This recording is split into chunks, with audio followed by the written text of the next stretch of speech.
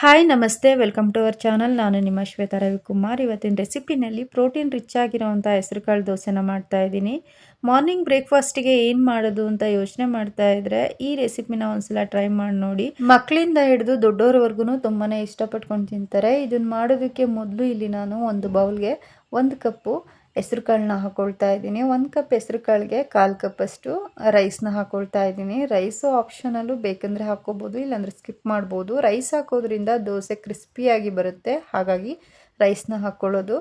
ನಂತರ ನೀರನ್ನ ಹಾಕ್ಕೊಂಡು ಒಂದು 2-3 ಸಲ ಚೆನ್ನಾಗಿ ವಾಶ್ ಮಾಡಿದ ನಂತರ ಕಾಳು ಮುಳುಗೋಷ್ಟು ನೀರನ್ನ ಹಾಕಿ ಇದನ್ನು ಓವರ್ ನೈಟು ನೆನೆಸಿ ಇಡ್ತಾ ಇದ್ದೀನಿ. ಯಾಕಂದರೆ ನಾನು ಮಾರ್ನಿಂಗ್ ಬ್ರೇಕ್ಫಾಸ್ಟಿಗೆ ಮಾಡ್ತಾ ಇರೋದ್ರಿಂದ ರಾತ್ರಿನೇ ನೆನೆಸಿ ಇಡ್ತಾ ಇರೋದು. ನೀವೇನಾದರೂ ರಾತ್ರಿ ಡಿನ್ನರ್ಗೆ ಮಾಡ್ಕೊಳ್ಳೋದಾದರೆ ಮಾರ್ನಿಂಗ್ ನೆನೆಸಿದ್ರೆ ಸಾಕು. ಇವಾಗ ಮಾರ್ನಿಂಗ್ ತೋರಿಸ್ತಾ ಇರೋದು ನೋಡ್ತಾ ಇರ್ಬೋದು ಕಾಳು ಎಷ್ಟು ಚೆನ್ನಾಗಿ ನೆಂದಿದೆ ಅಂತ. ಇವಾಗ ಇದನ್ನು ಒಂದು ಮಿಕ್ಸಿ ಜಾರ್ಗೆ ಹಾಕ್ಕೊಂಡು ನುಣ್ಣಗೆ ಗ್ರೈಂಡ್ ಮಾಡ್ಕೊಳ್ಬೇಕು.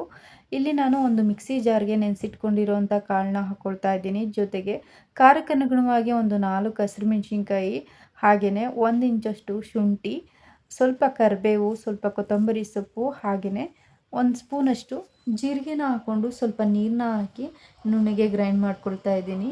ಇಲ್ಲಿ ನಾನು ಕಾಳನ್ನ ಸ್ವಲ್ಪನೇ ಹಾಕ್ಕೊಂಡು 2 ಸಲ ಗ್ರೈಂಡ್ ಮಾಡಿ ಹಾಕ್ಕೊಳ್ತಾ ಇರೋದು. ಇವಾಗ ಇದಕ್ಕೆ ರುಚಿಗೆ ತಕ್ಕಷ್ಟು ಉಪ್ಪನ್ನ ಹಾಕ್ಕೊಂಡು ಒಂದ್ಸಲ ಚೆನ್ನಾಗಿ ಮಿಕ್ಸ್ ಮಾಡಿಕೊಂಡು ನಾವು ನಾರ್ಮಲ್ ದೋಸೆ ಬ್ಯಾಟರ್ನ ಯಾವ ರೀತಿ ರೆಡಿ ಮಾಡ್ಕೊಳ್ತೀವಿ ಆ ಕನ್ಸಿಸ್ಟೆನ್ಸಿಗೆ ಇದನ್ನು ರೆಡಿ ಮಾಡ್ಕೊಳ್ಬೇಕು.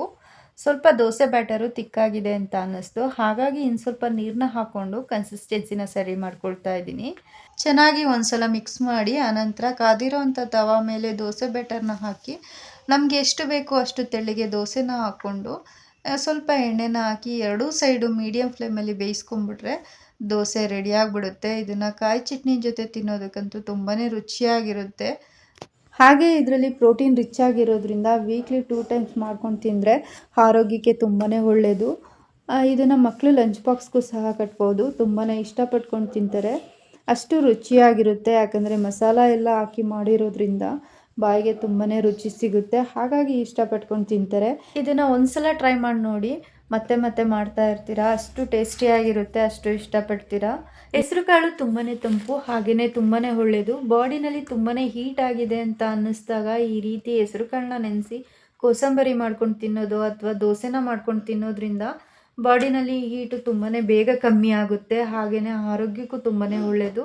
ಹಾಗೆ ಈ ರೆಸಿಪಿ ನಿಮಗೆ ಇಷ್ಟವಾಗಿದ್ರೆ ಪ್ಲೀಸ್ ಲೈಕ್ ಮಾಡಿ, ಶೇರ್ ಮಾಡಿ, ಕಮೆಂಟ್ ಮಾಡಿ, ಸಬ್ಸ್ಕ್ರೈಬ್ ಮಾಡ್ಕೊಳ್ಳಿ. ಪಕ್ಕದಲ್ಲೇ ಇರುವಂಥ ಬೆಲ್ಲೈಕನ್ನ ಕ್ಲಿಕ್ ಮಾಡಿ ಆಲ್ ಅನ್ನೋ ಬಟನ್ನ ಪ್ರೆಸ್ ಮಾಡಿದ್ರೆ ನಾನು ಹಾಕೋಂಥ ವಿಡಿಯೋ ಎಲ್ಲ ನಿಮಗೆ ನೋಟಿಫಿಕೇಷನಲ್ಲಿ ಬರುತ್ತೆ. ಆವಾಗ ನನ್ನ ವಿಡಿಯೋನ ನೀವು ನೋಡ್ಬೋದು. ಪ್ಲೀಸ್ ಸಬ್ಸ್ಕ್ರೈಬ್ ಮಾಡ್ಕೊಂಡು ನೋಡಿ. ಈ ವಿಡಿಯೋ ನೋಡಿದ್ದಕ್ಕಾಗಿ ತಮ್ಮೆಲ್ಲರಿಗೂ ಧನ್ಯವಾದಗಳು.